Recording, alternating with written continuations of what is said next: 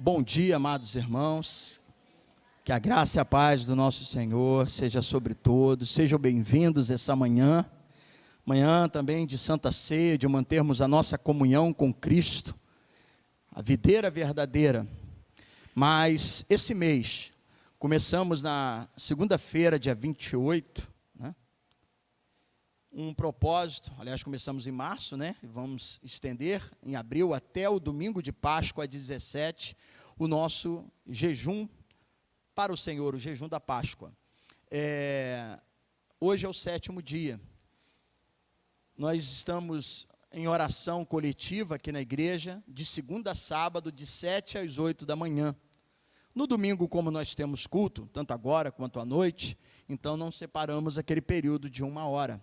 Mas eu quero ler a referência bíblica de hoje, que fica no livro de Esdras, capítulo de número 8.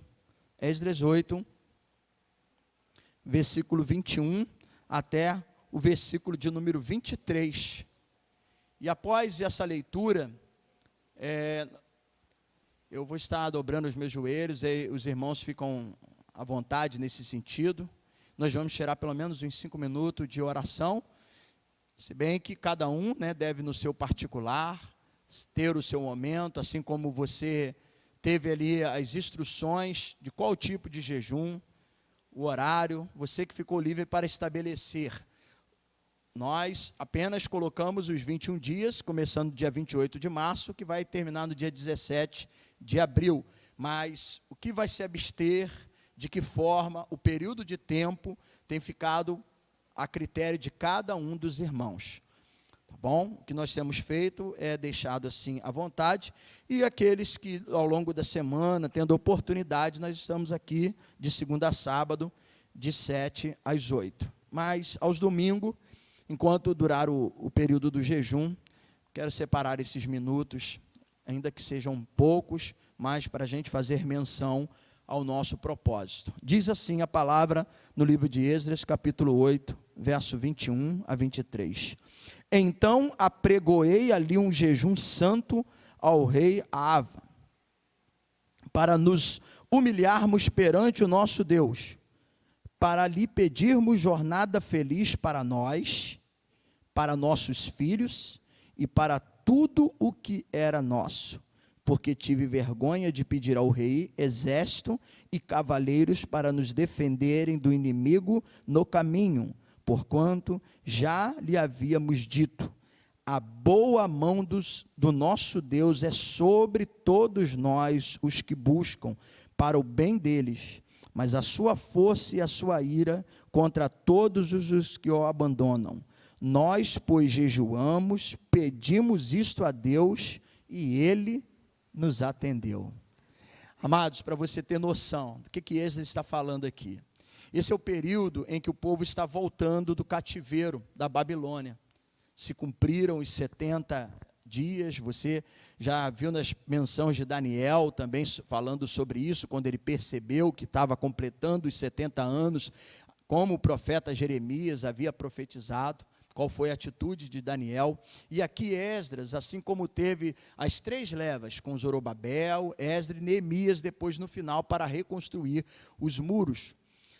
E o que acontece? Esdras havia falado com o rei, e ele deu autonomia para essas famílias regressarem para a sua cidade natal, para Jerusalém. Eles não tinham noção de como que estava a cidade, porque eles foram levados cativo. Mas a questão era o percurso.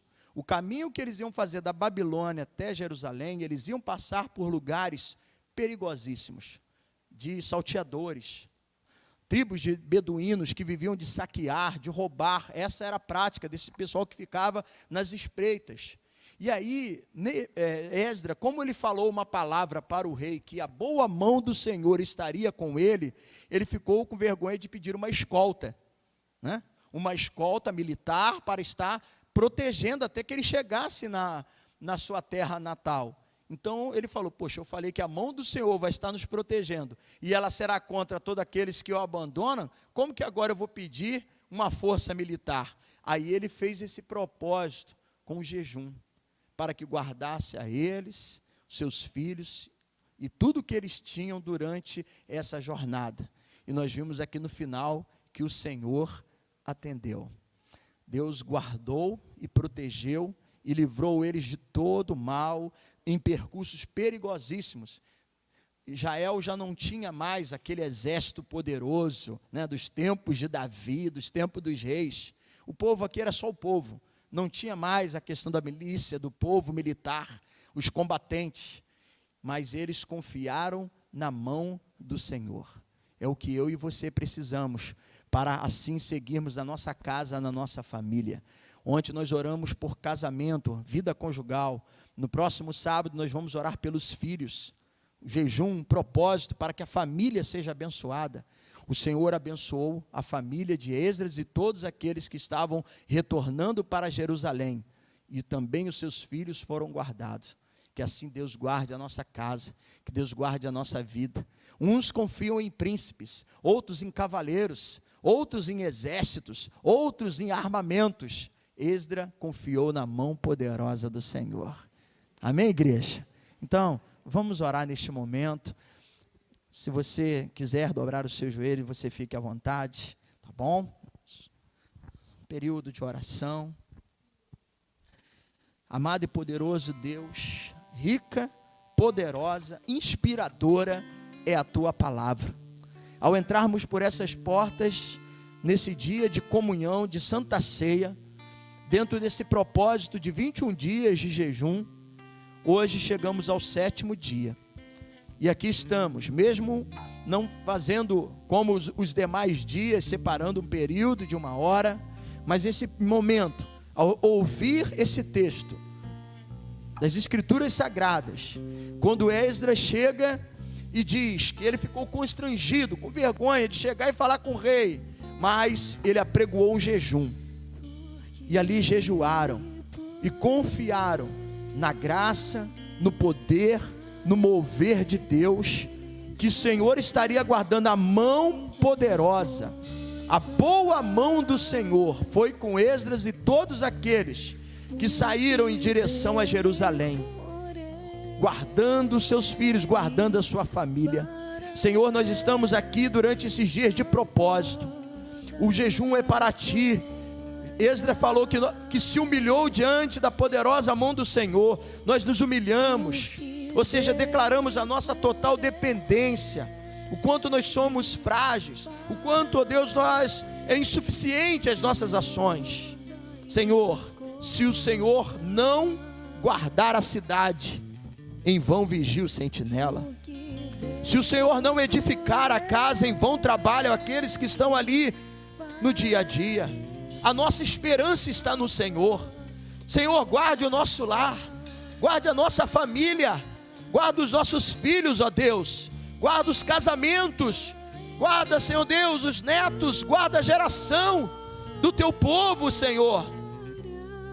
Em dias tão difíceis, em dias maus, e eu não digo apenas da violência urbana, dos perigos que nos assolam o dia a dia, mas eu falo da milícia espiritual, da coalizão do mal, do diabo com principados e potestade e dominadores desse mundo tenebroso. Mas a nossa confiança está no Senhor, porque a tua palavra diz que aos seus tu guarda e abençoa até enquanto dorme, que os seus anjos acampam ao redor de nossas vidas,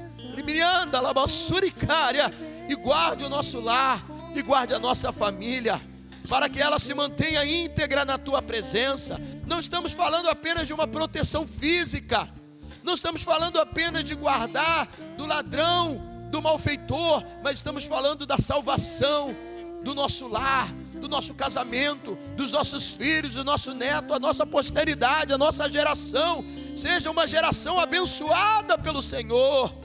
Oh Deus, quanto igreja, quanto povo seu, nos humilhamos, nos rendemos, pedimos perdão pelos nossos pecados, perdão pelos momentos em que nós confiamos em nós mesmos, ou depositamos a nossa confiança num homem, num político, ó Deus, numa força armada, e não confiamos em Ti, não esperamos a Tua graça. Tu és o nosso socorro, Tu és o nosso general, Tu és o nosso bom Senhor e bom pastor, que nos conduz, e nós aqui Te glorificamos.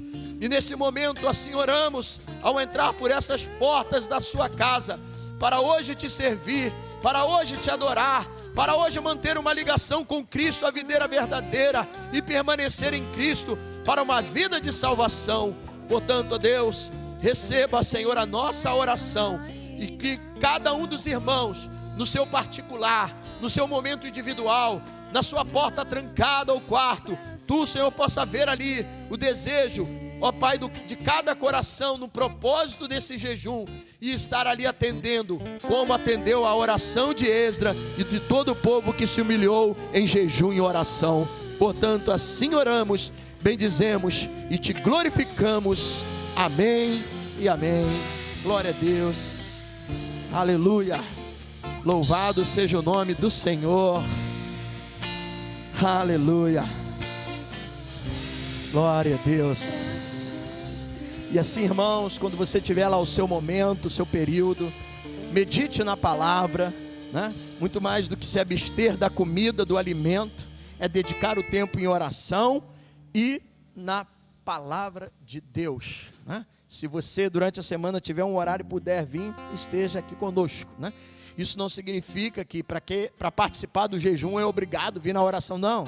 Esse é um momento que eu pedi a Deus e tenho pedido a Ele força e condição de estar aqui, embora eu dependa também de meu trabalho, de outros compromissos, mas tenho feito de tudo. Foi uma semana intensa, bem cansativa, diga-se de passagem, mas consegui estar aqui durante todos esses dias para abrir as portas aqui junto com os irmãos e separar esse período, porque as armas de nossas milícias não são carnais, elas são poderosas em Deus para destruir sofisma, toda altivez, todo principado, tudo aquilo que se levanta contra a igreja do Senhor. Amém, irmãos?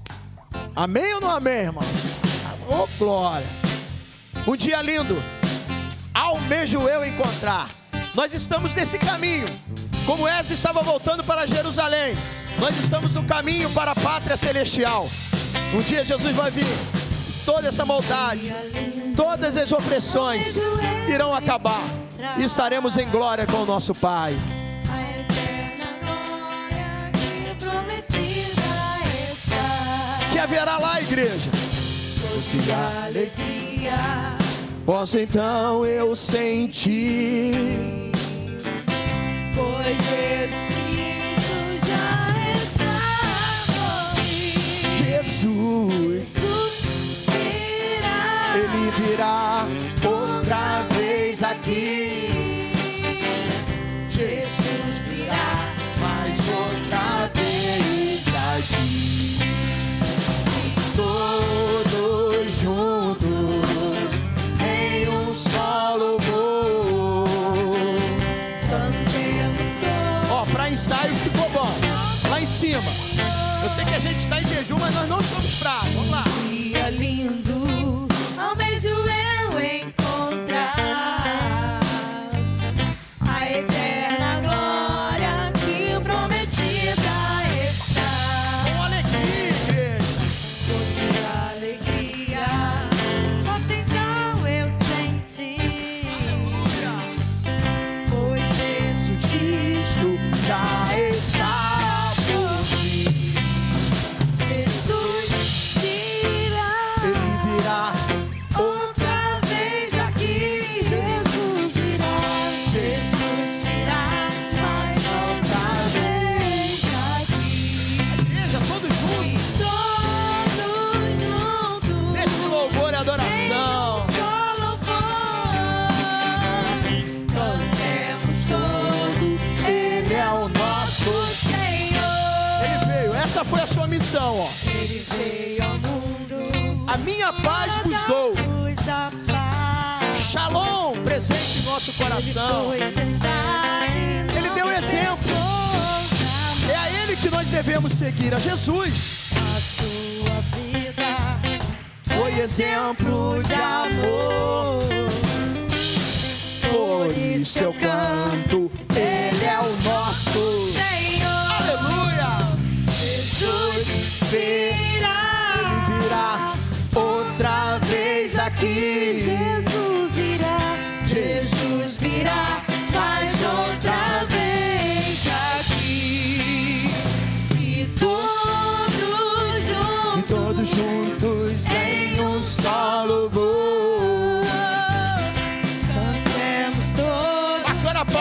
Jesus. nosso Senhor. Bem forte, ó. Jesus Ele virá. Jesus virá mais outra vez. Assembleia dos Santos adorando. E todos juntos Em um só louvor cantemos todos. Ele é o nosso Senhor. Jesus virá Outra vez aqui. Essa é a promessa, igreja. Essa é a nossa esperança. outra vez. Só com a vinda dele que todo mal cessará. Todos Aí só haverá júbilo e alegria, exaltando e bendizendo a ele. cantemos todos. Ele é o nosso Senhor.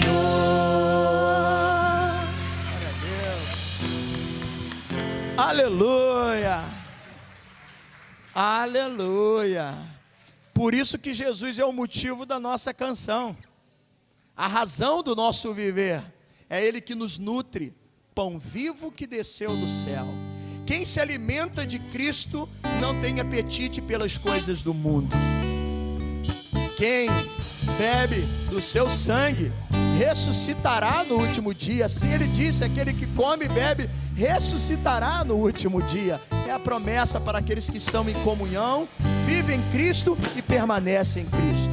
Ele é o motivo da nossa canção. Glória a Deus. Aleluia.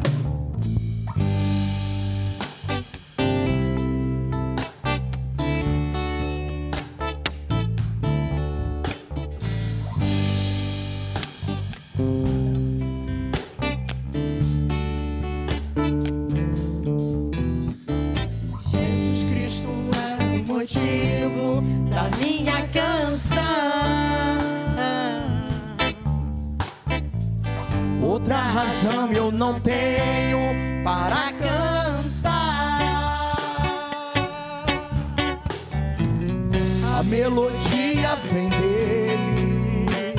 Onde está a sua A vida? minha vida está em Jesus Cristo é o motivo. da minha canção. Mais uma vez, lá em cima. Vamos afirmar isso, igreja. Hoje estamos aqui por causa dele. Cristo É o motivo da minha canção. Outra razão eu não tenho para cantar. A melodia vem dele. A minha vida está em Deus. Jesus Cristo é o motivo da minha canção. Muitas razões para viver, muitas razões para morrer, muitas razões para dar amor. Nem sempre se sabe os porquês. A vida passa com rápido, mas é tempo de oportunidade, igreja. É aproveitar agora. Pra quê, igreja? Aleluia. Para dar minhas canções, oferecer minhas orações, entregar minha vida inteira a quem tudo me dá. Jesus Cristo é o motivo da minha canção. Outra razão eu não tenho para cantar. A melodia vem dele. A minha vida está em Deus. Vamos cantar de novo ali, ó. Muitas razões. Razões para viver, para prosseguir, para continuar. Muitas razões para viver, muitas razões para morrer, muitas razões para dar amor. Nem sempre se sabe os porquês, a vida passa com rapidez. Cada momento. Hoje é o tempo de você aproveitar, igreja. Aleluia.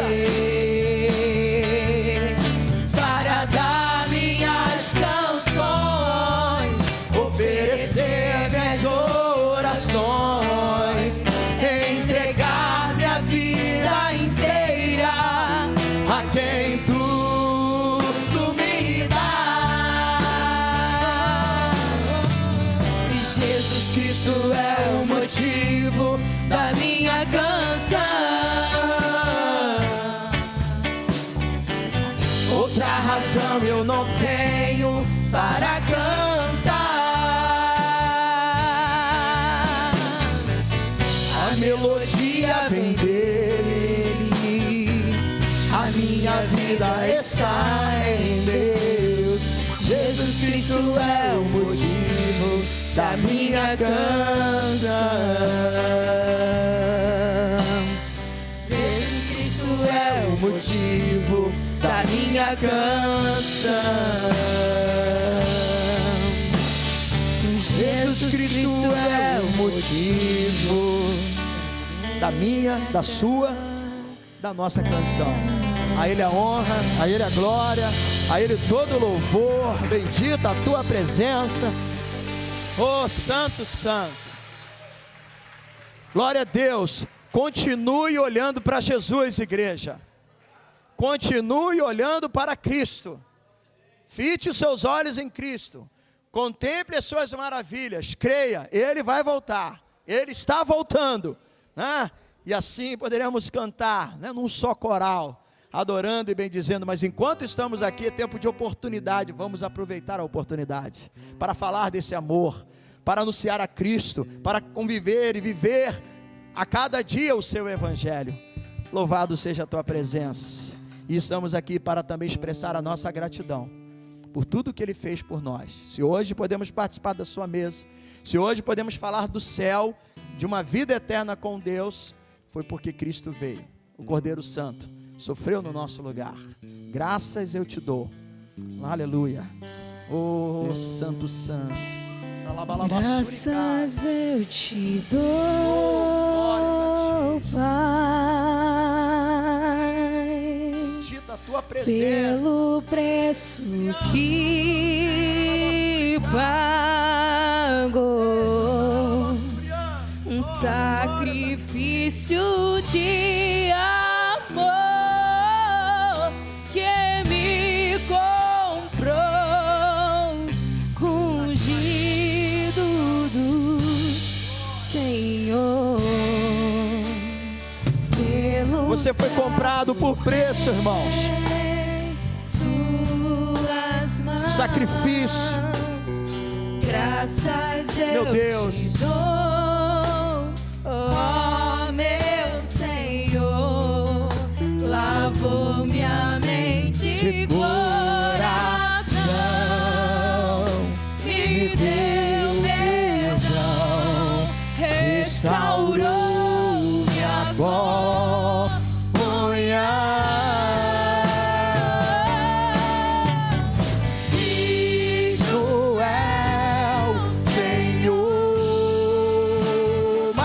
Jesus, sobre o trono está,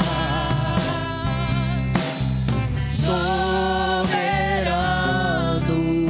Criador, vou sempre te adorar.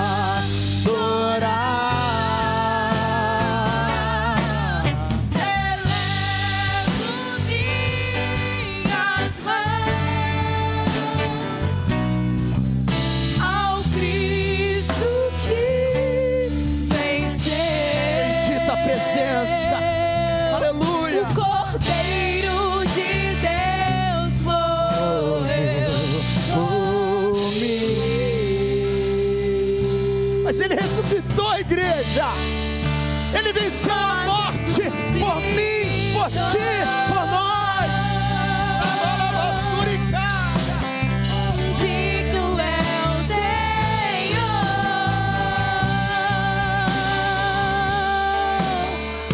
pelos cravos em suas mãos, graças eu te dou, ó meu Senhor. O que Ele fez? Lavou minha mente e coração, Ele te perdoou, me deu perdão e restaurou o relacionamento com o nosso Pai.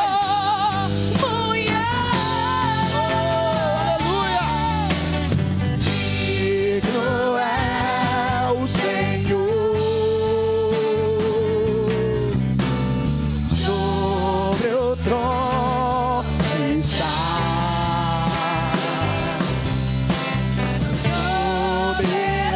soberano Criador,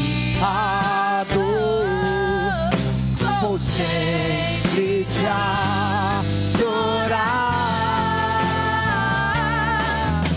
Elevo minhas mãos ao Cristo que Venceu, Cordeiro de Deus morreu por mim, mas ressuscitou. Vamos declarar, igreja, que Ele é digno. Digno é o Senhor, Toda honra, toda glória, toda exaltação a Cristo Jesus. mas ressuscitou. Aleluia. Digno é o Senhor, digno é o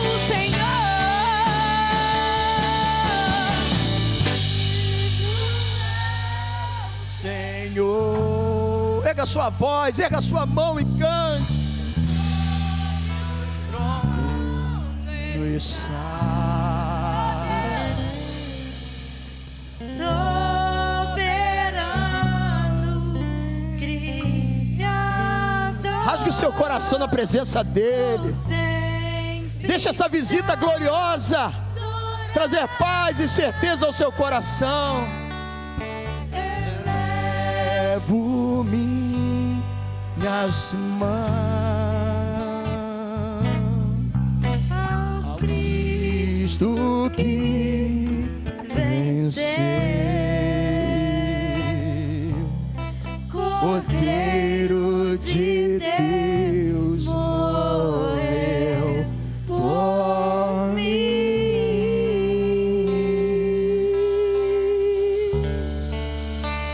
mas ressuscitou.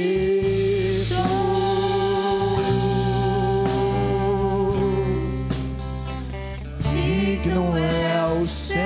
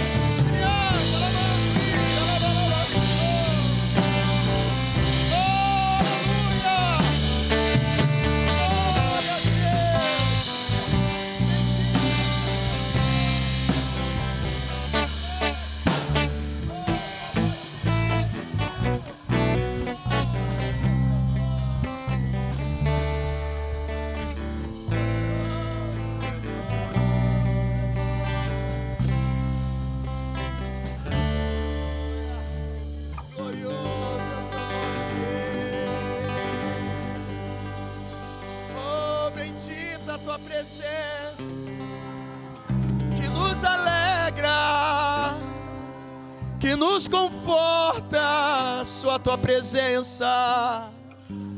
Oriandalabalabassuricária, nós te amamos, te adoramos, te bendizemos, engrandecemos o teu nome, ó Deus.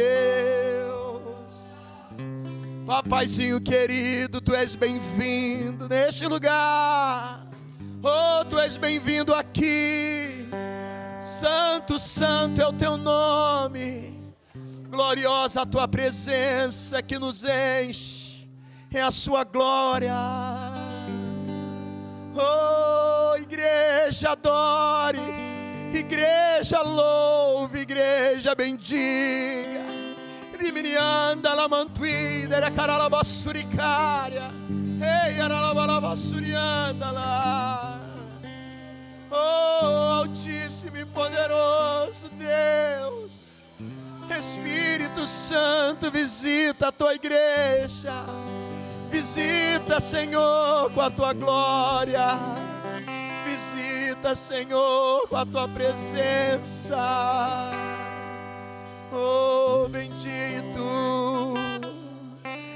Indo ao encontro do coração ferido e abatido, restaurando, curando o enfermo, trazendo alento ao seu coração. Bendita, bendita presença santa. Oh, oh igreja, oh igreja, humilhai-vos na presença do Senhor.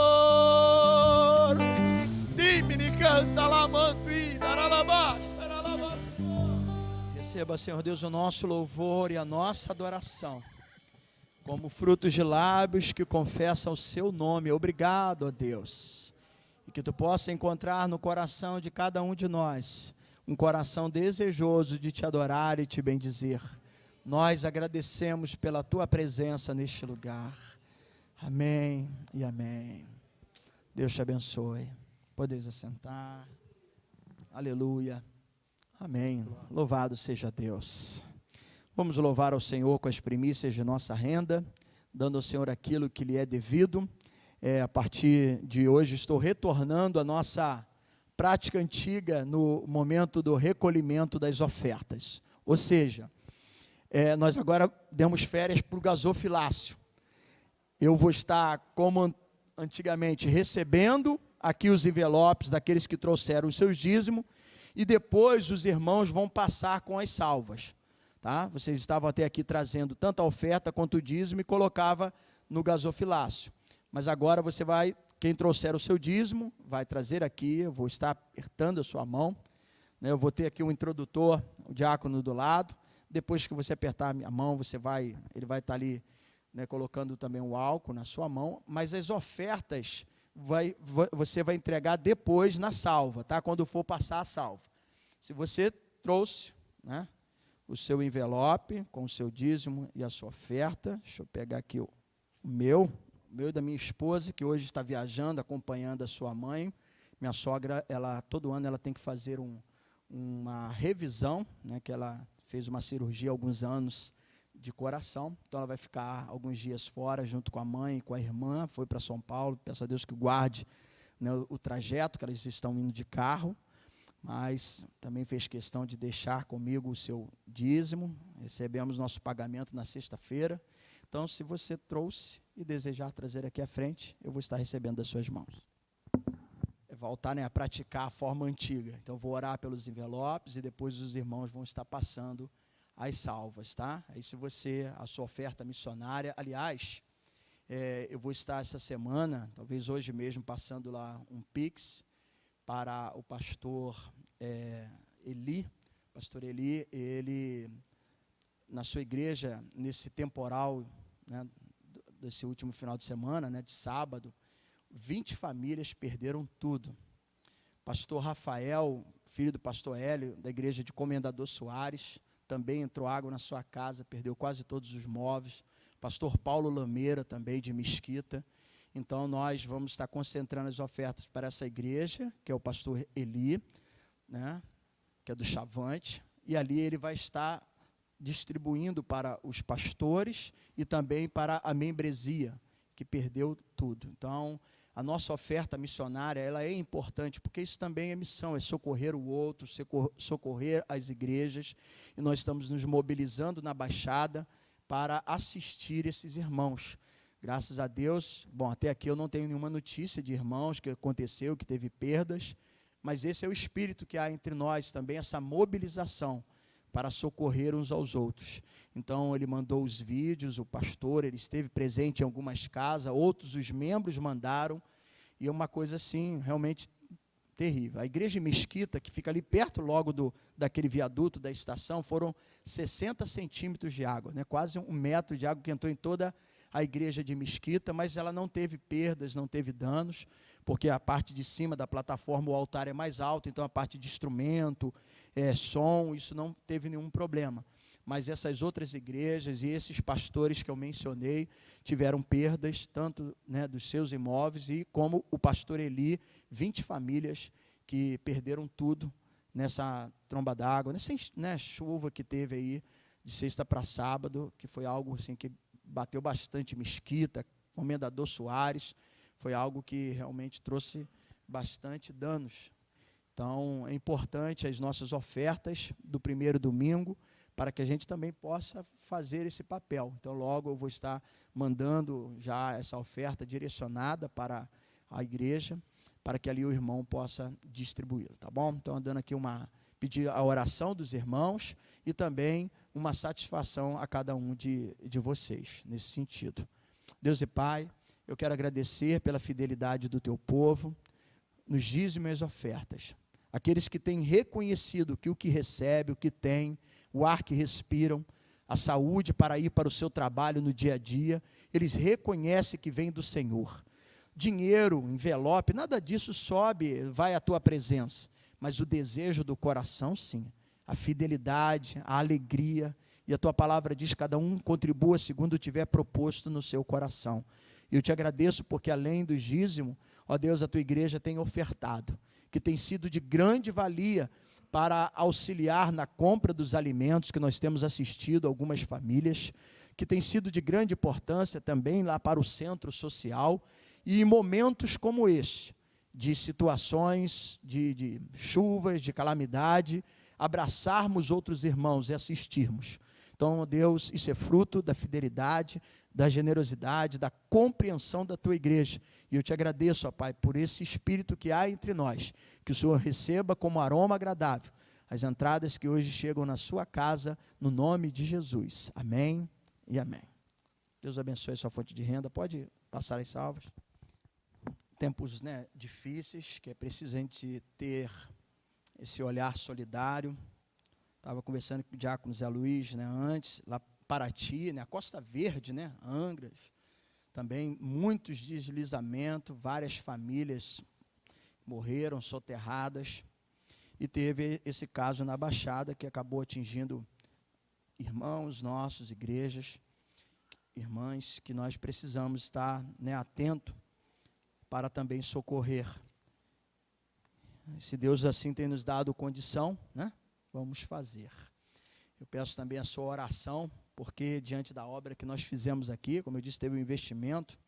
O pastor Ricardo, ele se colocou à disposição para vir e fazer, para não cobrar nada nesse sentido, mas alguma coisa aconteceu, eu já conversei com ele anteriormente, ele veio aqui em cima, olhou ali a parte de cima quando estava sol, mas agora com essa chuva de novo, em alguns lugares que não gotejavam, né, estão com vazamento, aqui na frente, próximo ao Data Show, e também ali mais ou menos na direção da porta lateral, e eu falei com ele, então é bom que venha aqui no dia de chuva, a gente abre aqui por baixo, porque foi colocada a manta em todo, mas em algum lugar está entrando essa água, né, e aí vai danificando o rebaixamento, e nós fizemos esse investimento para isso. Deus até aqui guardou, abençoou, protegeu em todo o trabalho. Foram dias de sol assim intensos, aqueles dias quentes que estava, ali em cima o calor multiplicava-se, né, com a temperatura forte também do próprio material, mas aconteceu essa questão, né, e ele tem se prontificado para poder ver e a gente corrigir, mas eu peço, tudo a gente depende de colocar diante de Deus as nossas orações, tá bom? Muito bem, amados irmãos, hoje é Santa Ceia, mas na semana passada, em virtude de um assunto importante, e eu espero que você tenha atendido o meu pedido, ao colocar o áudio e dizer para aqueles que não estiveram aqui no domingo passado pela manhã, eu fiz uso da expressão paulina, quando ele diz rogo-vos, né, ou por favor, assim, em alguns momentos da sua carta, como por exemplo aos Romanos, Paulo escreveu. Por que a importância de você, pai, de você, adolescente, que talvez não esteve aqui, assistir a palavra, né, que foi uma palavra de amor. Então, traçando toda uma base, uma estrutura do amor de Deus, o propósito que Cristo veio para salvar, para perdoar a todos, mas a mesma palavra que serve como salvação, no dia final, ela pode também ser aquela que vai condenar e levar a pessoa ao inferno. E dentro desse tema, eu abordei um assunto, boa parte, eu fiz toda uma introdução, uma base, para falar sobre homossexualidade ou homossexualismo. E eu peço, por favor, se você ainda não viu, não assistiu, separe, foi uma reflexão longa, o assunto, aliás, ele falar sobre o amor de Deus, eu fiz questão de dar ênfase aí, falar do amor de Deus, é um assunto muito vasto, muito grande, mas essa parte específica, onde eu pude ali emitir, não a minha opinião, porque em certos assuntos, eu vejo hoje, todo mundo quer emitir uma opinião sobre política, sobre se há um problema lá que alguém foi condenado, ele se julga já um advogado, sobre as questões da pandemia, todo mundo achava que era cientista e podia falar, que era um pesquisador, então todo mundo quer dar ali um pitaco, só de ler uma página de um artigo, ele acha que é um advogado, se ele leu lá uma tese de um assunto, ele se acha um especialista. Então, as pessoas se sentem na obrigatoriedade de omitir a sua opinião. Mas há certas coisas que não é a minha opinião, não é a opinião do pai, não é a opinião do professor, do psicólogo, não é a opinião do doutor, mas assuntos que a Bíblia trata.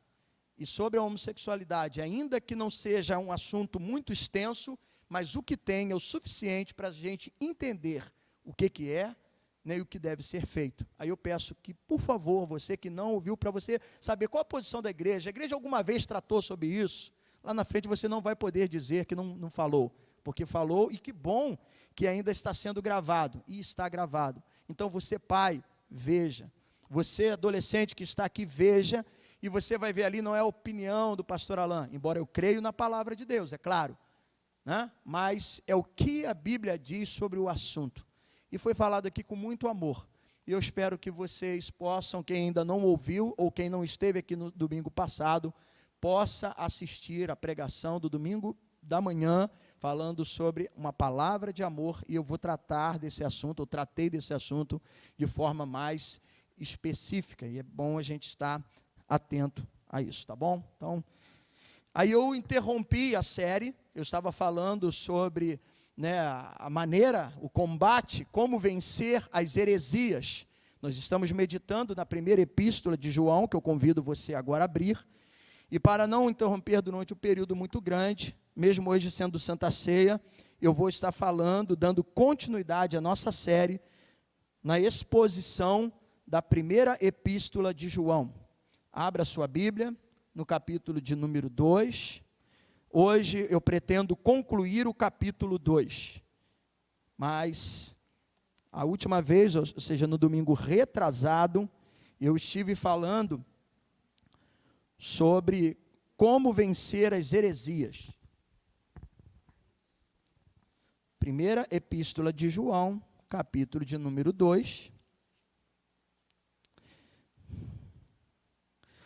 Hoje nós vamos ler do versículo 22 até o versículo de número 29.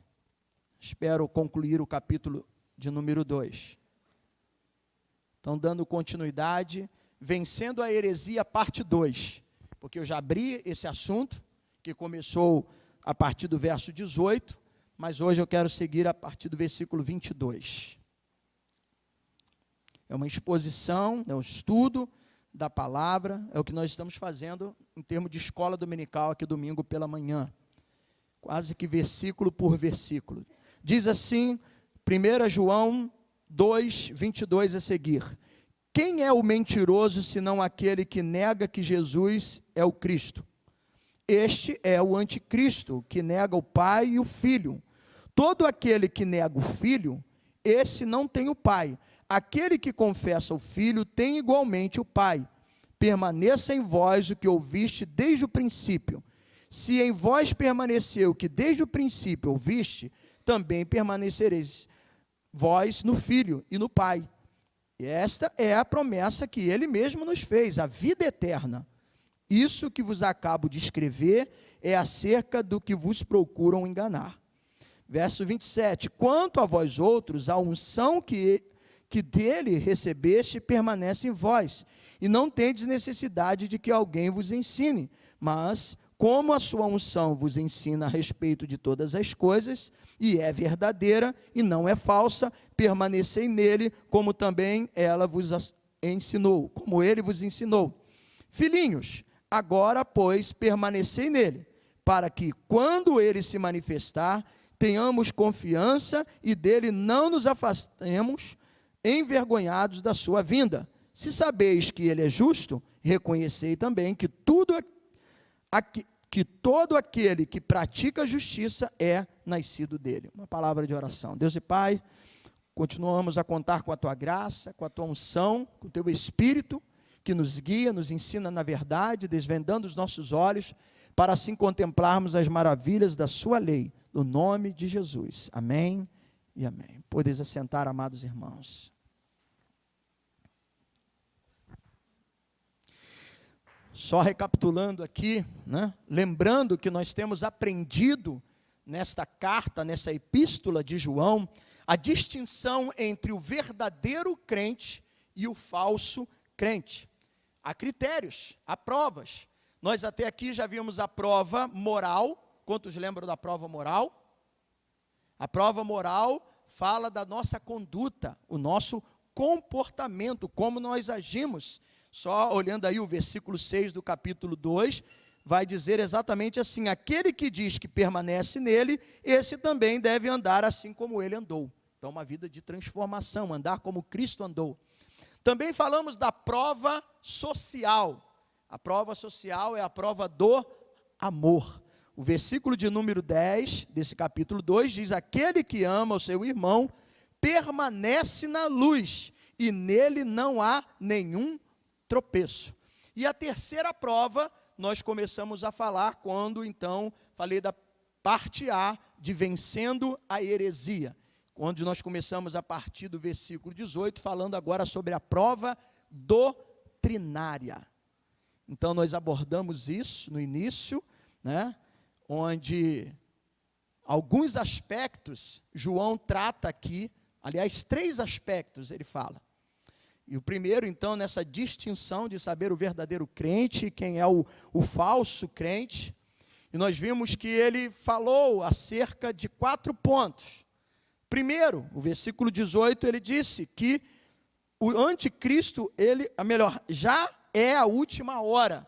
Ou seja, desde o momento em que Cristo veio, até o momento que ele vai retornar, nós já estamos vivendo a última hora ou últimos dias.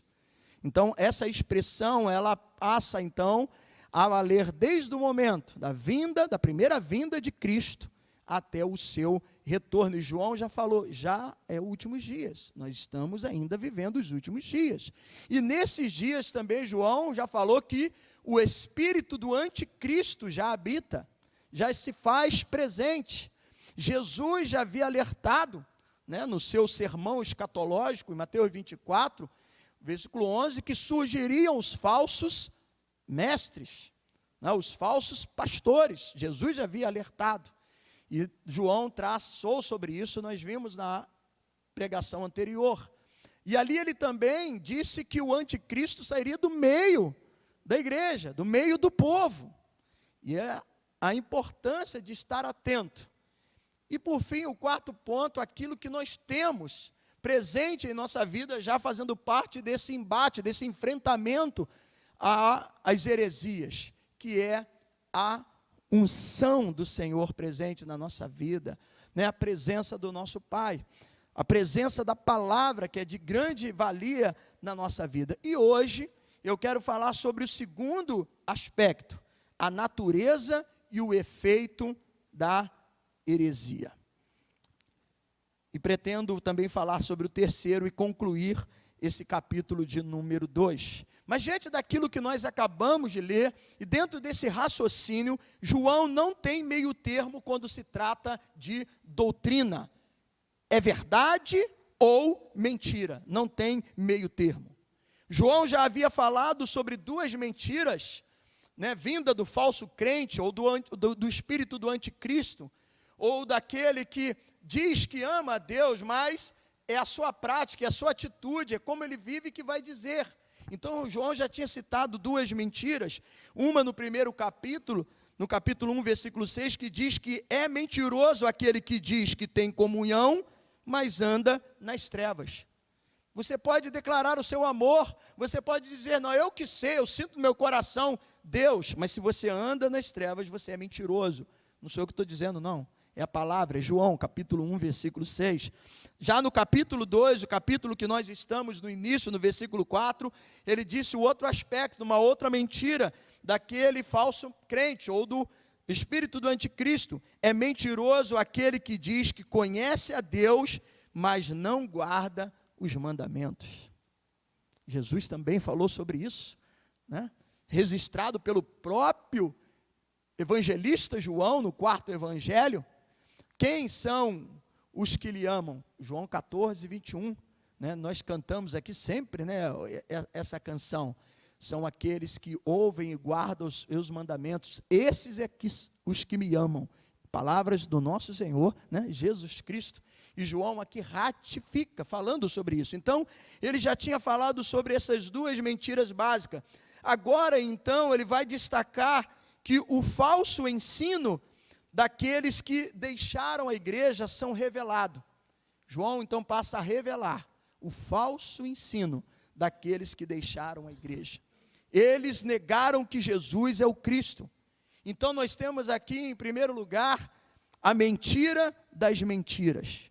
Qualquer pessoa que negar a verdadeira natureza de Cristo, como é apresentada nas Escrituras, nos textos sagrados, é um anticristo.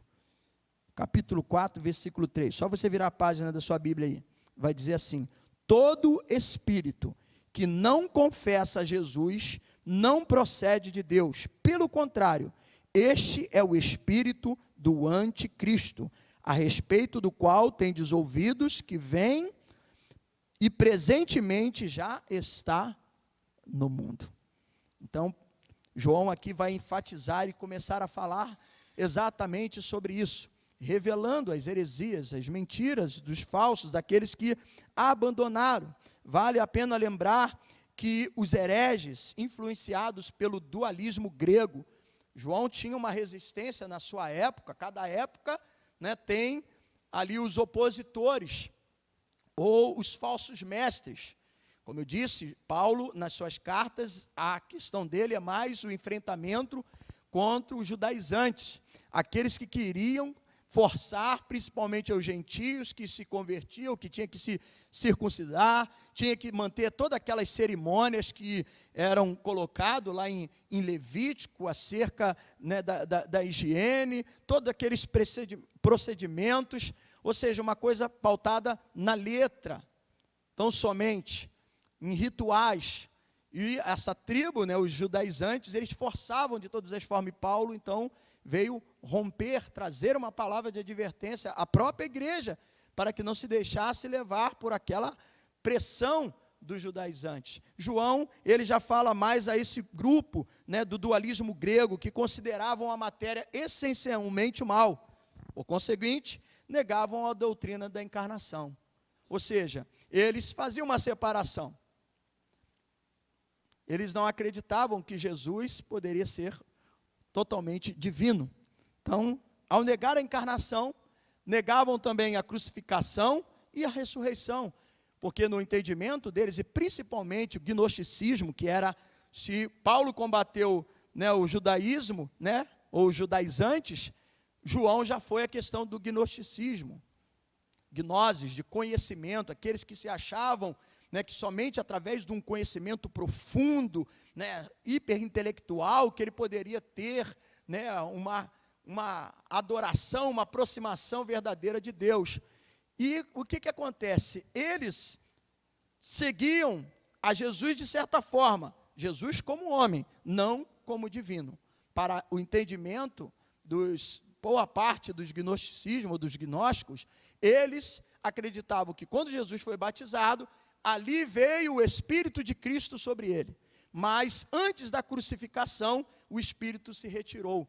Por quê? Porque eles entendiam que a parte, essencial da matéria era má. Então eles faziam essa confusão toda. De certa forma, negavam o quê? A divindade de Cristo. E nós vimos aqui que todo aquele que nega a divindade de Cristo é o espírito do anticristo. Eu não estou falando que é o anticristo, mas o espírito que João já alertava que já estava no nosso meio, já está no nosso meio. Ainda haverá um momento que há de manifestar o anticristo. Ao longo da história da igreja e vários episódios, da história que foi se seguindo, surgiram, esses com o espírito do anticristo. Mas o anticristo ainda há de ser revelado, como nós já vimos na nossa mensagem anterior. E aí vale a pena, amados irmãos, a gente estar atento, porque quando a gente fala que João não tem meio termo, ou é verdade ou é mentira, e tem aqui a mentira das mentiras, é preciso a gente estar atento para que a gente não seja enredado pelos falsos ensinamentos e também não tenha comunhão. Há grupos que nós não podemos ter comunhão, são inimigos da fé. Quem nega a divindade de Cristo, por exemplo, nós temos uma que se diz religião, mas é uma seita muito próxima, eu vou revelar, mas eles negam que Jesus seja Deus e não honra o Filho como deve honrar o Pai. Eles até falam da história de Jesus. Se você vê em suas revistas, se você vê às vezes até em seu material, ou quando ele faz uma abordagem, ele fala de Jesus como o Filho de Deus, Jesus que curou, Jesus que ressuscitou. Porém, eles não dão a mesma honra que dão ao Pai. E João é enfático. Você está anotando, o Evangelho de João, capítulo 5, versículo 23, diz que nós devemos dar a mesma honra que damos ao Pai, devemos dar ao Filho. E os testemunhas de Jeová, eles não fazem isso. Eles podem até falar de Jesus, falar sobre as curas, os milagres, até porque está na Bíblia.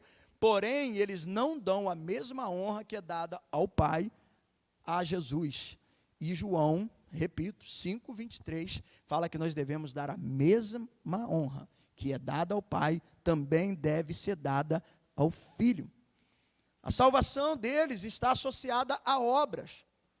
Ainda que façam um trabalho que é digno de ser admirado, veja bem, é digno de ser admirado o trabalho que eles fazem de ir de casa em casa, porta em porta, mas ali há uma motivação. E qual é a motivação ali? É a obra no sentido até mesmo de um ranking, há um ranking para ver quem conseguiu vender mais revista ou fez mais visitação. Então, ela não é pautada no amor, no evangelho, da graça, da salvação em Cristo, mas sim, eles atuam dessa forma com um objetivo, até um ranking, para saber aquele que teve um alcance maior. E principalmente o seu objetivo é divulgar a revista Sentinela, que é uma das revistas utilizadas pelos testemunhas de Jeová. Uma outra heresia, que parte também dessa seita, é que eles têm o Espírito Santo como se fosse uma força ativa, impessoal de Deus. E aí refutamos completamente, esse erro. Por quê? O Espírito Santo, ele é uma pessoa. O Espírito Santo, ele é Deus. Ele pensa, ele sente, ele fala. Não precisa abrir, mas em Atos 13, 2, estavam os discípulos reunidos na presença do Senhor, e esse versículo 2 de Atos 13 diz assim: e servindo eles e jejuando, aí vai dizer assim, disse o Espírito Santo, separai Paulo e Barnabé. Força ativa vai dizer alguma coisa? Paulo, em Efésios capítulo 4, versículo 30, diz assim, não entristeçais ao Espírito Santo. Força ativa vai ficar triste? Então, o Espírito Santo é Deus, ele é uma pessoa, ele pensa. A Bíblia diz que ele chora, orando por nós com gemidos inexprimíveis. Então ele tem sentimento, ele fala como falou aos discípulos para separar Paulo e Barnabé para missão. Então, amados irmãos, não é porque em alguma parte fala-se de Deus, fala do Senhor, que a gente tem que se associar. Isso não serve apenas para essa seita específica que eu acabei, dando o nome. Mesmo que um percentual daquilo que eles falam estejam na Bíblia. E esse é o grande cuidado que nós temos que ter. Por isso que é importante que você anote. Por isso é importante uma exposição do texto, até para que você não fique preso naquilo que o pastor Alan está falando. Você tem a Bíblia na sua mão, você pode anotar, você pode conferir os textos. Lembrando até da mensagem que eu recomendei aos irmãos que não estiveram aqui para que ouvisse, nós não podemos isolar um versículo, nós não podemos isolar nem um capítulo. Às vezes a necessidade de você ver o capítulo anterior, posterior, o contexto daquilo que está falando. Por isso que na mensagem passada, falando acerca do assunto da homossexualidade, eu não apenas me prendi a Levítico, porque ali também tinha todo um contexto, falando sobre aparar a barba, cabelos. Então, para que não ficasse apenas na questão do cerimonialismo, eu fui depois trinchando outros textos da palavra de Deus, até chegar o Novo Testamento, aí nas cartas paulinas, Romanos 1, 1 Coríntios, Timóteo, citando os exemplos, para que não ficasse apenas preso numa situação. Então, essa necessidade da gente comparar. A Bíblia responde à Bíblia. Porque senão a pessoa vai falar assim, não, mas está escrito isso daqui. Aí a pessoa vai, o leigo vai, é mesmo. É verdade, e se convence. Quando você valoriza o estudo, a escola dominical, que bom que você está aqui, você está dando a oportunidade de você adquirir defesas para vencer as heresias, porque elas estão no nosso meio. Ela se faz presente em nosso meio, e é preciso que a gente esteja o quê? Atento a todas essas situações. Então, não é porque em certo percentual, do que eles falam estão na Bíblia, que nós devemos nos associar a eles. Não, são inimigos da fé. O que nós vimos aqui no texto que nós lemos, fala exatamente sobre isso. Versículo 21 do capítulo 2 de 1 João. Não vos escrevi porque não saibais a verdade, antes porque sabeis, e porque mentira alguma jamais procede da verdade. Então é preciso que a gente tenha o conhecimento da verdade. Eu gosto de uma ilustração que um teólogo aí da internet, ele costuma dizer, que é o Mário Persona, e ele falando sobre o veneno de rato. O veneno de rato é algo bom ou ruim? Ruim. Mas você sabia que 90% do veneno do rato é feito de milho? Milho é bom ou ruim? 90% é feito de milho. E 10% é de veneno.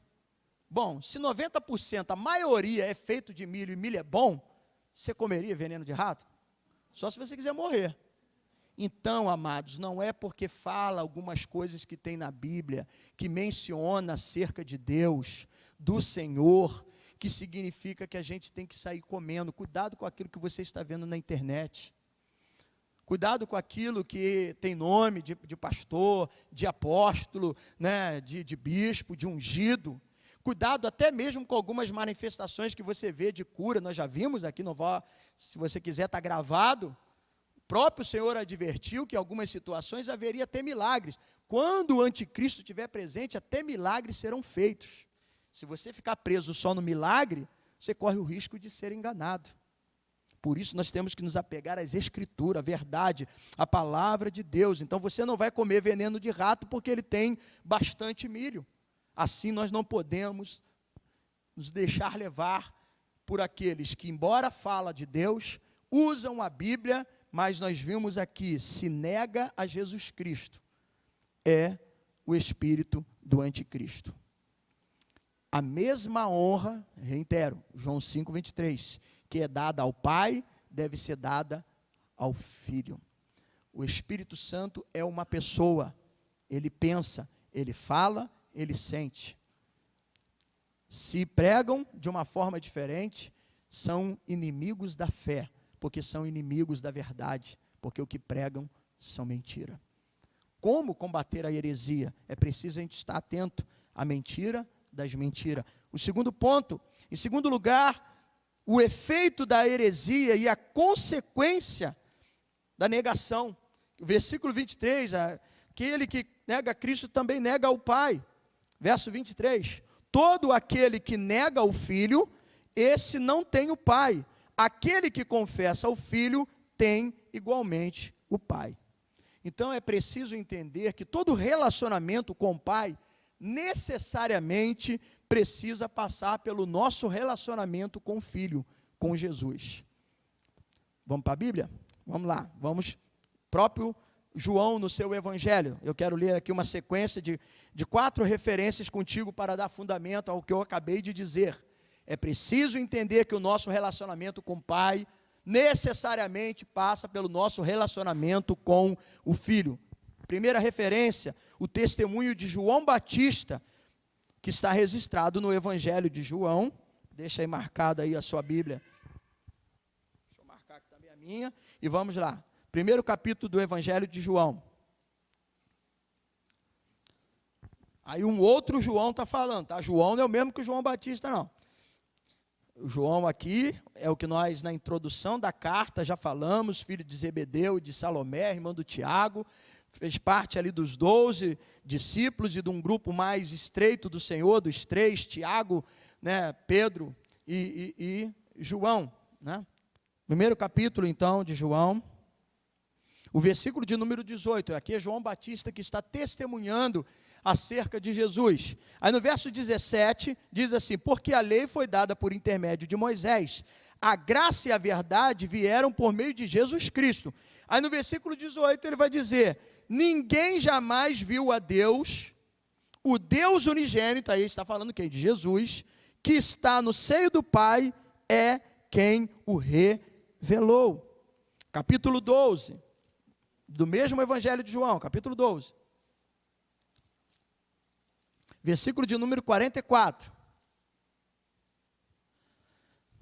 E Jesus clamou dizendo, quem crê em mim, crê não em mim, mas naquele que me enviou. Quem me vê a mim, vê a quem, igreja? Vê aquele que me enviou. Eu vim como a luz para o mundo, a fim de que todo aquele que crê em mim não permaneça nas trevas. Capítulo 14, ainda do Evangelho de João, do versículo 6 até o versículo 10. Respondeu-lhe Jesus, eu sou o caminho, a verdade e a vida, ninguém vem ao Pai senão por mim. Se vós me tivesses conhecido, conhecereis também a meu Pai. Desde agora o conheceis e o tendes visto. Replicou-lhe Filipe, Senhor, mostra-nos o Pai, e isso nos basta. Disse-lhe Jesus, Filipe, há tanto tempo estou convosco e não me tens conhecido? Quem me vê a mim, vê quem? Vê o Pai. Como dizes tu, mostra-me o Pai? Não crês que eu estou no Pai e que o Pai está em mim? Então, amados, é preciso ter esse entendimento. Todo o nosso relacionamento com o Pai necessariamente passa pelo nosso relacionamento com o Filho. Quem vê a mim, vê ao Pai. É impossível separar Deus de Jesus. Aquele que confessa, voltamos lá a nosso texto de origem, 1 João 2, a parte B do versículo 23, vai então dizer, aquele que confessa ao Filho tem igualmente o Pai. Então, amados, isso é importante, a gente ressaltar isso daqui. Por isso não podemos ter comunhão com aqueles que negam a verdade, a essência da fé cristã. Por isso que não pode haver comunhão, mesmo que eles possam utilizar a Bíblia, mesmo que às vezes mencione o nome de Deus, mesmo que às vezes possa ter a ocorrer uma cura. É preciso que a gente tenha entendimento da palavra, é a única forma para você vencer as heresias. E onde a teologia é desprezada, a vida cristã entra em colapso. Eis a razão de muitas heresias presentes nas igrejas em nossos dias. No século, na década de 80, começou, assim, de uma forma muito volumosa, a teologia da prosperidade, o triunfalismo, que crente não pode ficar doente, crente nasceu para ser cabeça e não cauda. a teologia da prosperidade, onde muitas das motivações para a pessoa ofertar ou participar de uma campanha é para ver o que ela ia receber em troca. Porque se ela desse, Deus ia honrar, ia abrir, ia fazer ela bem-sucedido. Aí vem momentos de dificuldade, de crise, de doença, de pandemia. Aí morre ali irmãos, morre pastor. E aí o cara falava que não, nós somos mais do que vencedores. Realmente está escrito na Bíblia. Isso é bíblico, mas aquilo que eu falei, todo texto fora do contexto é um pretexto para nós pecarmos. Por isso a gente tem que ver a Bíblia como um todo. Então fique atento, não tem como se associar a certas práticas, a certas coisas que nós vamos ouvindo. Ultimamente nós temos aí, né, o humanismo motivacional, a teologia do coach. O antropocentrismo, que visa mais o eu.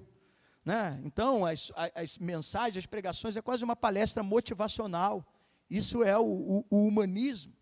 Uma coisa é você ter uma palestra motivacional para o emprego, para uma questão empresarial, né, o desenvolvimento de uma atividade profissional, isso é uma coisa. Quando se trata do evangelho, a teologia do coach é uma aberração. É uma falsa mensagem. É exatamente esse humanismo motivacional que está presente. As pessoas se sentem bem, choram, emocionam. Ah, que maravilha, poxa, o culto me fez tão bem. Mas o culto é para Deus, não é para nós. O culto ele tem que ser cristocêntrico. Ele tem que falar e dar a ênfase a Cristo. Não antropocêntrico, não ao eu, não ao homem. Nós não somos merecedores de nada, amados. O que recebemos pela graça. A glória é para Cristo, a glória é para o Senhor, a glória é para Ele. Então, mesmo que, e Jesus advertiu sobre isso, enganarão a muitos. Enganarão a muitos por quê? Porque muitos não querem estudar a Bíblia. Muitos querem apenas estar atrás daquilo que traz uma motivação, um bem-estar. Ah, eu fico zen. Muito bom, como eu já disse aqui em mensagens anteriores. Né? Até Roberto Carlos emocionava as pessoas. Né? Eram muitas emoções. Mas não é esse o objetivo, não é esse o propósito do Evangelho. E ao longo dos tempos, assim como nos dias de João, assim como nos dias do apóstolo Paulo, e assim como na história da igreja, vão surgindo. E como décadas recentes, como eu disse, teologia da prosperidade, teologia do triunfalismo, e agora esse humanismo, né, que força tudo para que o eu seja exaltado, a motivação. E a gente precisa de se fortalecer na palavra de Deus para não sermos enganados por essas coisas. Estar atento a tudo isso. O terceiro aspecto, para a gente fechar o capítulo de número 2. Então, nós já vimos aqui o primeiro aspecto, qual é a diferença do verdadeiro cristão e do falso crente. Nós já vimos a natureza e o efeito da heresia, nesses 2 pontos que acabei de destacar. E o terceiro aspecto para o enfrentamento da heresia, para vencermos a falsa mensagem, a falsa palavra, é a proteção contra a heresia. Que segue aqui dos versículos 24 até o versículo 29. Mas, em primeiro lugar, 2 coisas devem permanecer no crente verdadeiro. Primeira, versículo 24. Capítulo 2, versículo 24. Permaneça em vós o que ouviste desde o princípio. O que eles ouviram desde o princípio? Os ensinamentos de Cristo, fundamentados na doutrina dos apóstolos, né? Ou melhor, a doutrina dos apóstolos é fundamentada na vida de Cristo. Então, o que eles ouviram? Ouviram na sua conversão. O princípio aqui é exatamente isso, não é o princípio dos templos, lá em Gênesis, não, mas a partir do momento que eles se converteram, tiveram um encontro com Cristo, então eles passaram a ouvir esses ensinamentos. Então, 2 coisas permanecem no cristão verdadeiro. Primeiro, a palavra genuína, o evangelho que não pode ser mudado, alterado. Isso deve permanecer em nós.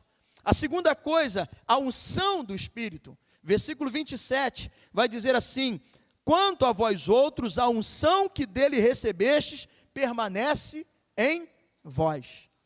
Então, no enfrentamento e essa proteção que nós temos contra as heresias, 2 coisas são importantes permanecer em nós: a palavra e a unção do Espírito Santo. Mas também 2 coisas devem ser marcas na vida do crente verdadeiro. Eu falei alguns dias atrás, alguns domingos, que essa carta de João ela tem como a gente identificar quem são salvos ou não, ou se você é um salvo ou não. Por quê? Ele vai mostrar quais as características do falso crente e do crente verdadeiro. Se você se enquadrar naquelas que são do verdadeiro cristão, amém, você é um salvo. Então ele vai dizendo com detalhes. Por isso que é importante você acompanhar toda a série, né? E assim você vai tendo uma noção do que são os falsos crentes e os crentes verdadeiros, genuínos, aqueles que servem a Deus. Além dessas duas coisas que devem permanecer no crente, a palavra e a unção, também duas coisas devem ser marcas na vida do verdadeiro cristão. A primeira é a esperança da sua vinda. Versículo de número 28 vai dizer: filhinhos, agora pois permanecei neles, para que quando ele se manifestar, tenhamos o quê? Confiança. Quando ele se manifestar, fala o quê? Da sua segunda vinda. O momento que ele vai voltar para buscar a sua igreja. Uma outra marca, versículo 29. Se sabeis que ele é justo, reconhecei também que todo aquele que pratica a justiça é nascido dele. Duas marcas. A esperança, né, da sua vinda e a prática da justiça. O que nós podemos tirar aqui de lição, de exemplo, desses 4 pontos que eu acabei de citar? De duas coisas que devem permanecer e duas marcas que o crente verdadeiro tem. Em primeiro lugar, a questão da palavra. O cristão verdadeiro, genuíno, ele deve ser sempre um conservador da doutrina, da teologia. Ele deve preservar, né, a teologia. Veja o que Paulo diz na sua carta ao seu filho na fé, que é uma instrução pastoral, a 2 Timóteo, capítulo de número 4. Então, quanto à palavra, deve ser sempre conservadores em sua teologia, o cristão genuíno. 2 Timóteo, capítulo 4, do versículo 2 ao versículo 5. Paulo, então, está admoestando, exortando a Timóteo a fazer algo. O verso 2 diz assim, 2 Timóteo 4, 2.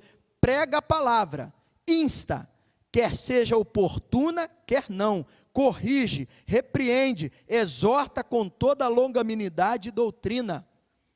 Pois haverá tempo em que não suportarão a sã doutrina. Pelo contrário, olha só, o que a gente vê nos nossos dias, cercar-se-ão de mestres segundo as suas próprias cobiças, como quem sentido coceira nos ouvidos, e se recusarão a dar ouvido à verdade, entregando-se às fábulas. Aí Paulo é enfático no versículo 5, tu, porém, sê sóbrio em todas as coisas, suporta as aflições, faz o trabalho do evangelista, cumpre cabalmente o teu ministério, ou seja, não deixa de falar da verdade, da palavra. Ela tem que permanecer na nossa vida, tem que permanecer em nosso coração, voltando lá ao nosso texto de origem. Então, versículo 24 do capítulo 2 de 1 João, permaneça em vós o que ouviste desde o princípio. Se em vós permanecer o que desde o princípio ouviste, também permanecereis vós no Filho e no Pai. Então, se permanecemos na palavra, permanecemos em Cristo. Permanecemos no Pai. Acerca da unção, é também importante a gente destacar isso. O versículo de número 27, quanto a vós outros, a unção que dele recebeste, permanece em vós. Não tendes necessidade de que alguém vos ensine, mas como a sua unção vos ensina a respeito de todas as coisas, e é verdadeira, e não é falsa, permanecei nele, como também ela vos ensinou. O apóstolo Paulo, né, em Efésios 5,18, ele diz, não vos embriagueis com vinho, qual a dissolução, mas enchei-vos do Espírito Santo. Jesus, né, também, palavras registradas pelo próprio apóstolo João, no Evangelho, capítulo 16, versículo 13, dizendo que o Espírito nos ensinaria e nos guiaria na verdade. Então, nós precisamos, né, do fogo e do altar. Eu lembro de uma mensagem, né? O pastor Evelásio, que trouxe o título, O Fogo e o Altar. O altar representando a palavra, a pregação, a mensagem, a Bíblia, as Escrituras. O fogo, a unção do Espírito Santo. Então nós precisamos de ter esse equilíbrio. John Stott, um estudioso da palavra de Deus, um teólogo, ele disse: o cristão nunca pode levantar âncora e zarpar para o alto mar do pensamento especulativo. Tampouco pode abandonar o ensino primitivo dos apóstolos, como vivia a igreja, Atos dos Apóstolos, perseverava na doutrina dos apóstolos. Então ele diz: tampouco pode abandonar o ensino primitivo dos apóstolos, trocando pelas subsequentes tradições dos homens. Amados irmãos, é preciso que a gente entenda, o que está em jogo não é apenas uma discussão de opinião teológica diferente, mas é a própria vida eterna. É o conhecer a verdade para que a verdade nos liberte. Mas é preciso haver um equilíbrio. Então, John Stott fala da importância de se prender à palavra. Um outro estudioso, um pregador, que eu tenho o hábito de ouvir e recomendo, o reverendo Hernan Dias Lopes, um pastor presbiteriano, ele então, falando sobre esse equilíbrio do fogo, do altar, da palavra e da unção, abre aspas, diz Hernan Dias Lopes: alguns pretendem honrar a palavra e negligenciam o Espírito, o único que pode interpretá-la. Outros pensam honrar o Espírito, mas negligenciam a palavra da qual ele nos ensina. Sendo assim, amados irmãos, é mediante essas duas antigas posses, não mediante a novos ensinos, novas teologias, novas experiências, que permaneceremos na verdade. É a unção e a palavra de Deus que nós precisamos ter em nossa vida. O Espírito nos guia à verdade. Então não posso, eu sou mais voltado para a palavra e você deixa o Espírito de lado. Não, o Espírito é que nos guia, precisamos buscar o Espírito Santo. É Ele, Jesus falou, é preciso que eu suba, eu vou assunto ao céu, mas para que venha a promessa, é preciso que eu vá, mas Ele virá, Ele vos ensinará na verdade, Ele vai te conduzir, João 16:13. Nós precisamos da palavra, que disse que aquele que permanece na palavra, permanece em Cristo e permanece no Pai. Então, é esse equilíbrio que nós precisamos. Terceiro, permanecer em Cristo para termos confiança em sua segunda vinda. O crente verdadeiro, ele guarda essa expectativa da volta de Cristo. Ele sabe que aqui não é o seu paraíso. A nossa esperança está na sua vinda. Tem até um hino que fala isso. O Moseca aí deve saber, né? Nossa esperança é sua vinda, o Rei dos Reis vem nos buscar. Nós aguardamos Jesus ainda, até a luz da manhã raiar. Nossa esperança é sua vinda, o Rei dos Reis vem nos buscar. Nós aguardamos Jesus ainda, até amanhã, até a luz da manhã, o sol raiar. Eu anotei aqui até uma estrofe, essa daqui é muito boa. Jesus sim vem, em glória ele vem, ecoa nova pelo mundo além. Ó esperança que a tua igreja tem, dai glória a Deus, Jesus em breve vem. Nossa esperança é sua vinda, o Rei dos Reis vem nos buscar. Nós aguardamos Jesus ainda, até amanhã. Como que é essa partezinha? Esperança é sua vinda, o Rei dos Reis vem nos buscar.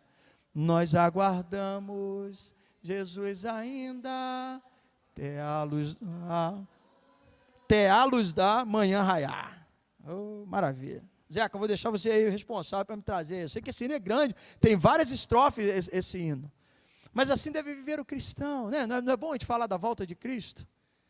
A nossa esperança, a nossa pátria, né? Eu tenho afirmado muito isso aqui, em dias em que se exalta o patriotismo. Paulo disse a Filipenses, né? Nossa pátria está nos céus. Se briga pela pátria daqui, a nossa pátria está no céu. sai na mão com o irmão, com o vizinho, por causa da pátria daqui, vai perder a principal pátria, a pátria do céu. Então, meu Deus, vamos nos libertar.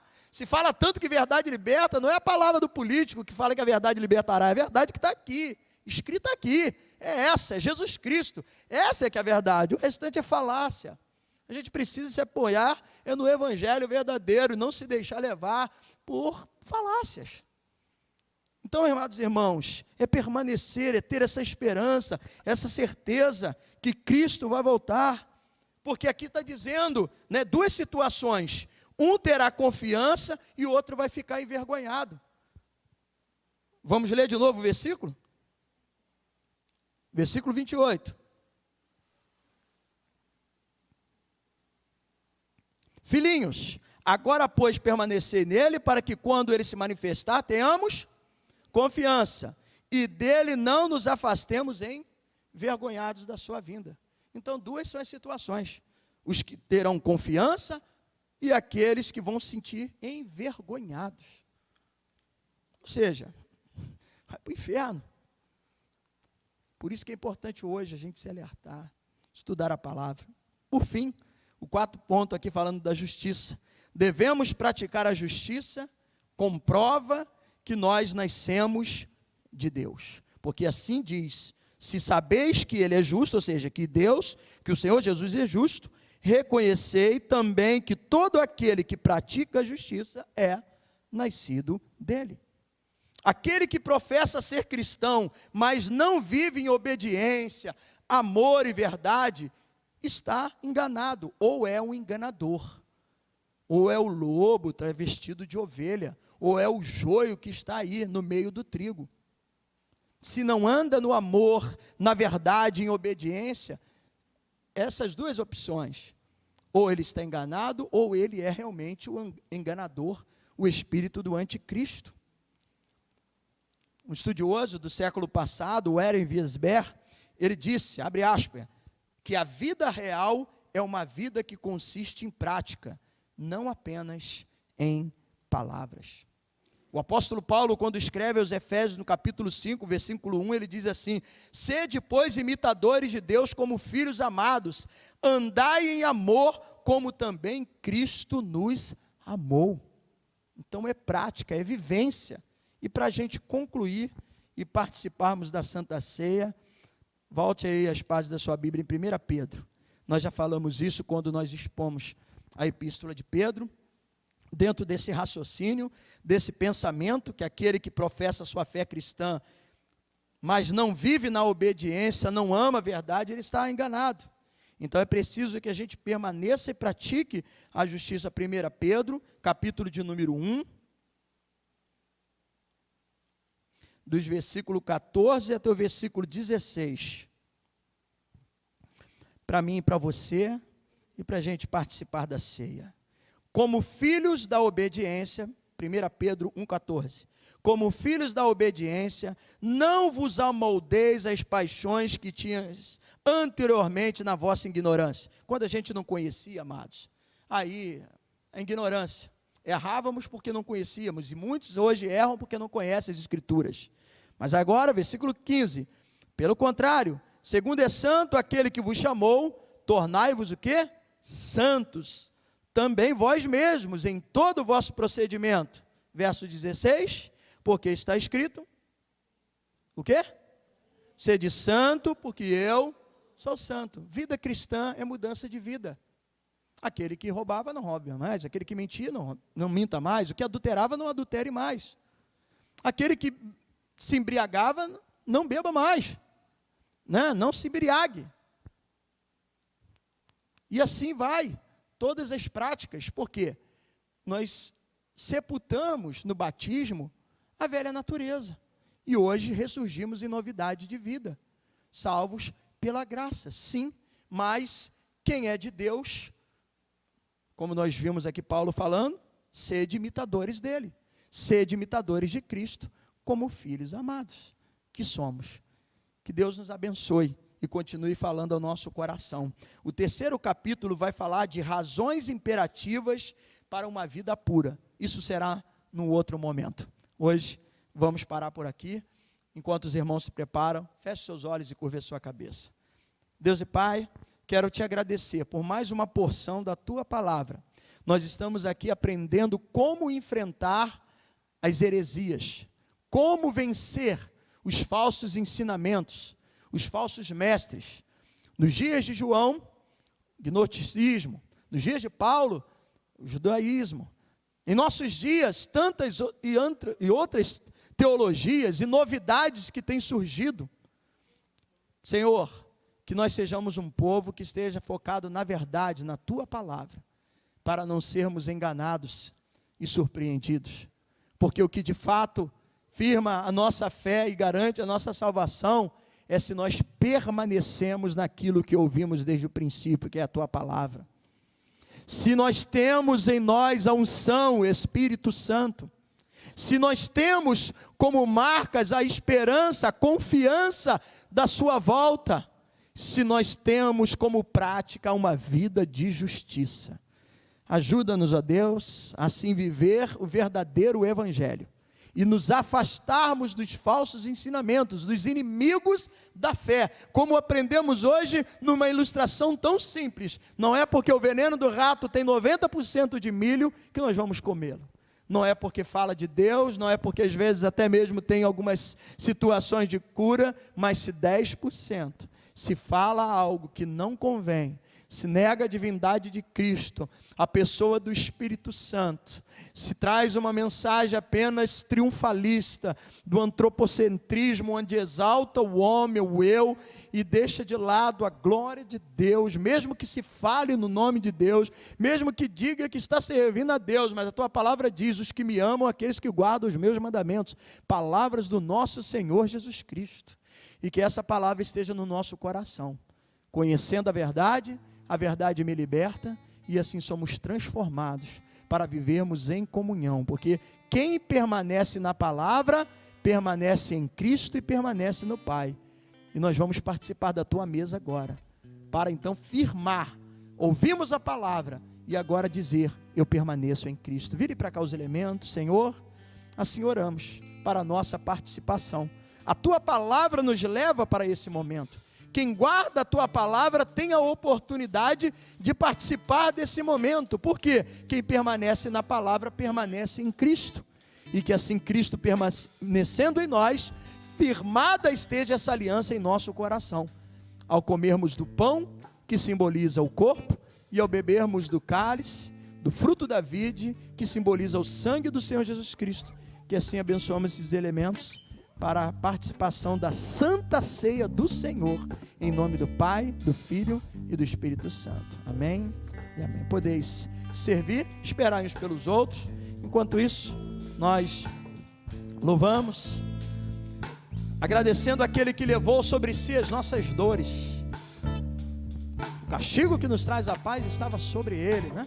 Pelas suas pisaduras, suas chagas, nós somos sarados. Glória a Deus. As nossas dores, Ele levou sobre si as nossas transgressões.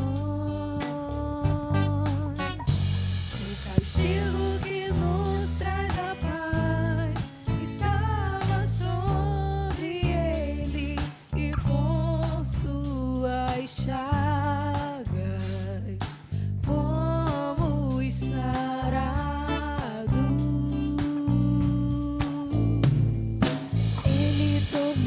sobre si as nossas maldições. Ele sofreu para que tivéssemos perdão.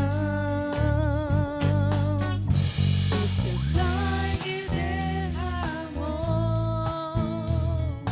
para nos resgatar das trevas e nos lavar de toda iniquidade. Jesus,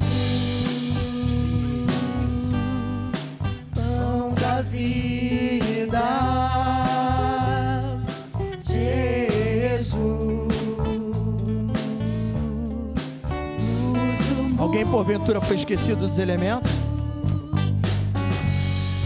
Príncipe da paz, Maravilhoso conselheiro, fonte de eternidade, amor, Jesus.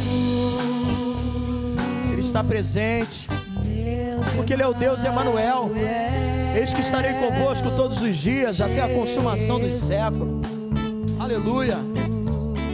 Santo dos santos, árvore da vida, Rio que brota do trono de Deus, alegria profunda no meu coração, recebe adoração. Jesus é digno de louvor. Jesus recebe adoração.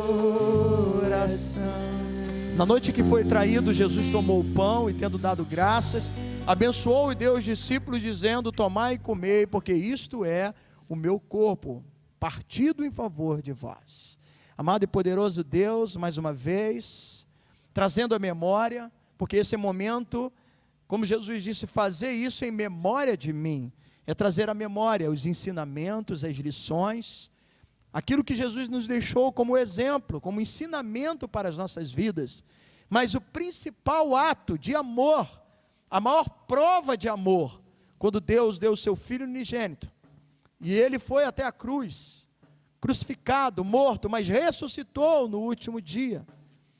E a maior prova é essa, que Ele deu o seu Filho para que todo aquele que nele crê não pereça, mas tenha vida eterna. Estamos nesse momento com o pão, que simboliza o corpo, para afirmar em nós a tua presença, daquele que nos nutre, daquele que nos alimenta, daquele que nos fortalece. Nós cremos que assim o Senhor nos sustenta, para prosseguirmos em nossa jornada, em nossa caminhada de fé, permanecendo na palavra, permanecendo em Deus, que assim seja para o nosso fortalecimento espiritual, abençoando assim o pão, em nome do Pai, do Filho e do Espírito Santo. Amém e amém. Disse o Senhor aos seus discípulos: tomai e comei. Eu digo à igreja nesta manhã: comamos todos em o nome do Senhor. Podeis comer.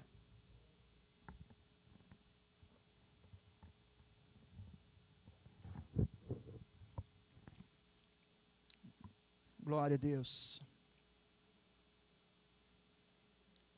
Expresse a sua adoração, o seu louvor, pela oportunidade de participar do seu corpo. Não somos merecedores, não há nada que nos credencia, mas Ele nos deu a oportunidade de se alimentar dEle, ser fortalecido. Quem se nutre de Jesus não tem apetite pelas coisas desse mundo. Obrigado, Jesus, pela tua presença, pela tua graça. Aleluia. A seguir, Jesus tomou o cálice, e tendo dado graças, Ele deu aos discípulos, mas Ele abençoou, dizendo: tomai, porque esse é o cálice da nova aliança no meu sangue, derramado em favor de muitos. Veja que não são de todos, de muitos. Muitos não significam todos. Muitos são aqueles que permanecem na palavra. Muitos são aqueles que permanecem na unção. Muitos são aqueles que permanecem em Cristo e procuram viver em conformidade com a tua palavra, que permanece na justiça, que são os seus imitadores. Este é o cálice da nova aliança no meu sangue, derramado em favor de muitos para perdão dos seus pecados. Vamos ficar de pé, vamos orar. Erga o cálice. Negar a comunhão, negar o cálice, negar o corpo, é você negar a própria vida de Cristo em você. Por isso Ele mesmo disse, está no Evangelho de João: aquele que come e bebe a vida em si mesmo, ressuscitará no último dia. Jesus disse: aquele que me negar diante dos homens, eu também o negarei diante do Pai.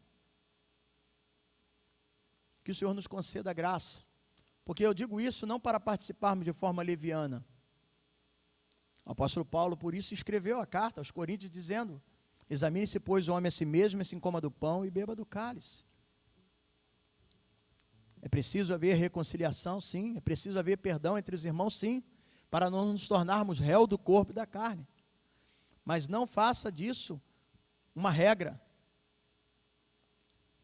porque o prolongar, o se afastar da comunhão, é distanciar a presença de Cristo da sua vida. E sem Cristo nada podemos fazer. Nós cantamos aqui, árvore da vida. Ele disse: eu sou a videira verdadeira, vocês são os ramos. Quem estiver preso nele, esse frutificará.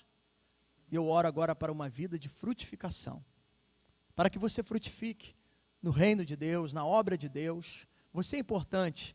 A palavra de Deus diz que Ele nos salvou para as boas obras. Então, a gente não é salvo pelas obras, mas uma vez que fomos salvos, o Senhor nos salvou para as boas obras, para realizarmos. Essas boas obras é resultado de quem é salvo em Cristo. Ele nos amou, Ele nos escolheu para isso. Como está a sua vida? No que se diz respeito ao reino, à obra de Deus. Às vezes nós cobramos muito do outro, mas o que eu tenho feito? Cada um de per si, examine-se, pois. O Espírito Santo sonde o nosso coração, mas mesmo, o próprio João, que nós já estudamos aqui, ele disse: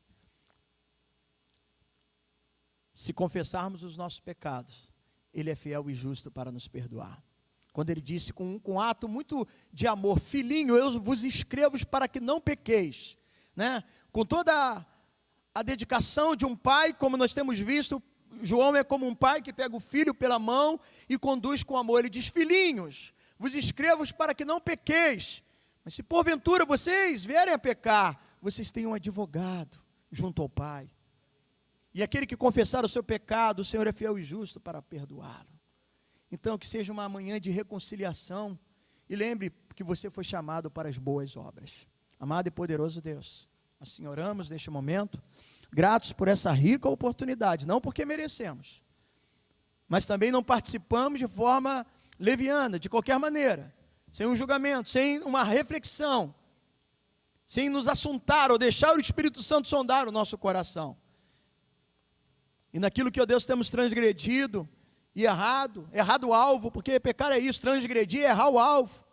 Senhor, perdoa-nos, tenha misericórdia de nós. Se temos sido omissos, não temos nos envolvido no seu reino, na propagação do Evangelho, se não temos amado o irmão, se não temos socorrido o próximo, Senhor Deus, perdoa-nos, porque nós fomos escolhidos e chamados para as boas obras, e nós precisamos produzir frutos, porque o ramo que não produzir fruto, diz a tua palavra no próprio Evangelho de João capítulo 15, que será cortado, lançado fora, e por isso precisamos estar presos em Cristo, a videira verdadeira, para uma vida de frutificação. Que sejamos crentes que frutificam, que sejamos crentes que realizam as obras do Senhor. Assim eu te peço, a orar pelo cálice, a orar por aquilo que simboliza o sangue do Senhor Jesus Cristo, que nos purifica de todo o pecado, que nos redime, que nos limpa e nos transforma para uma vida nova em Cristo. Assim eu oro em nome do Pai, do Filho e do Espírito Santo, que todos digam amém. Disse o Senhor aos seus discípulos: tomai e bebei. Eu digo: bebamos em o nome do Senhor. Podeis beber.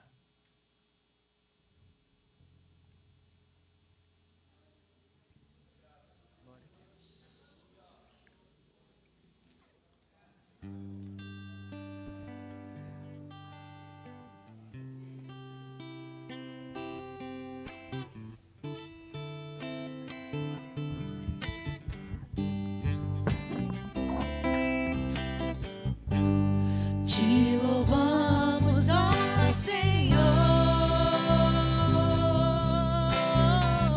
Louve ao Senhor enquanto recolhe os cálices. Bendiga e exalte a sua presença.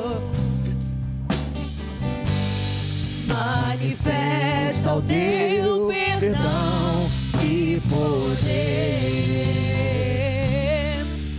assim vamos te adorar para sempre.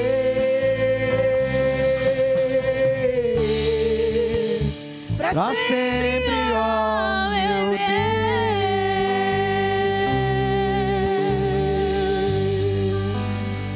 Glórias nós te damos e bendizemos a sua presença, pelo privilégio de participarmos da sua mesa.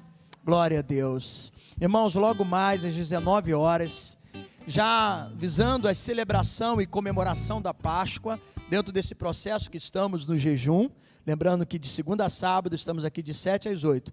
Logo mais eu vou falar sobre o templo. Eu quero trazer algumas mensagens apontando, reportando o período da Páscoa. A última semana que Jesus esteve, onde ocorreu a crucificação e a sua ressurreição. Então, logo mais o templo.